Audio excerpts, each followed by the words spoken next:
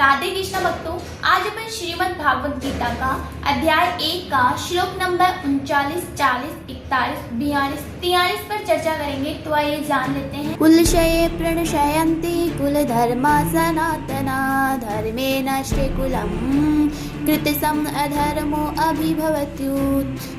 अर्थ देखेंगे, कुल के नाश से सनातन कुल परंपराएं जो है नष्ट हो जाती है और धर्म के नष्ट होने पर संपूर्ण कुल में अधर्म फैल जाता है। ठीक है, इसका भावार्थ देखेंगे। अर्जुन कहते हैं कि जब वंश का नाश होता है तो पुरानी धार्मिक परंपराएं जो है, संस्कार जो है खत्म हो जाते हैं और जब परंपराएं ही नहीं रहेगी तो कुल के सभी लोग जो है पाप और अधर्म में फंस जाते हैं, जिससे पूरा परिवार जो है अधर्म के अधीन हो जाता है। ठीक है, श्लोक नेक्स्ट देखिए।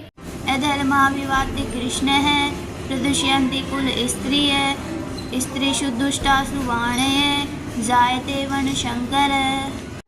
हे कृष्ण, जब कुल में अधर्म प्रमुख हो जाता है यानी कि ज्यादा हो जाता है तो कुल की स्त्रियां जो है दूषित हो जाती है और स्त्रीत्व के पतन से अवांछित संतानें उत्पन्न होती है। ठीक है, इसका भावार्थ देखेंगे।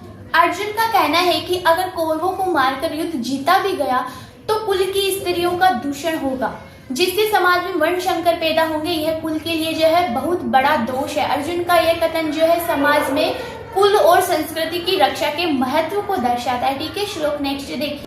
शंकरो नरकायैव कुलघानाम कुलस्य च पतन्ति पितरो हेषाम लुप्तपिण्डोदक क्रिया है। अर्थ देखेंगे, अवांछित संतानों की वृद्धि से निश्चय ही परिवार के लिए तथा पारिवारिक परंपरा को विनष्ट करने वालों के लिए नारकीय जीवन उत्पन्न होता है, यानी कि नरक उत्पन्न होता है।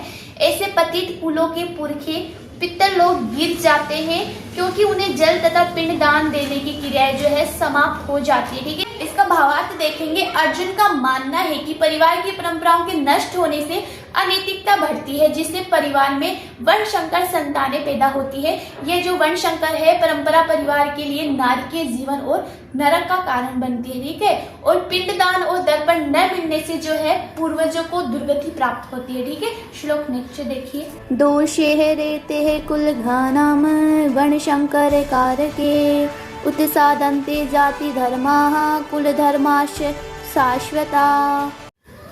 जो लोग कुल परंपरा को विनष्ट करते हैं और इस तरह अवांछित संतानों को जन्म देते हैं, उनके दुष्कर्मों से समस्त प्रकार की सामुदायिक योजनाएं तथा पारिवारिक कल्याण कार्य विनष्ट हो जाते हैं। ठीक है, भावार्थ देखेंगे। अर्जुन कह रहे हैं कि वंश परंपरा को तोड़ने और समाज में वर्ण शंकर अवांछित संतान उत्पन्न करने वाले अनैतिक कार्यों से सदियों से चली आ रही पारिवारिक परंपराएं जो है, मर्यादाएं और सामाजिक नियम, जाति धर्म जो है नष्ट हो जाते हैं।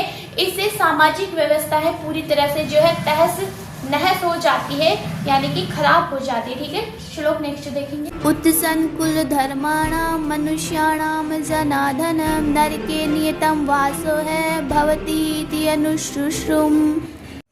हे प्रजापालक कृष्ण, मैंने गुरु परंपरा से सुना है कि जो लोग कुल धर्म का विनाश करते हैं वे सदैव नरक में वास करते हैं।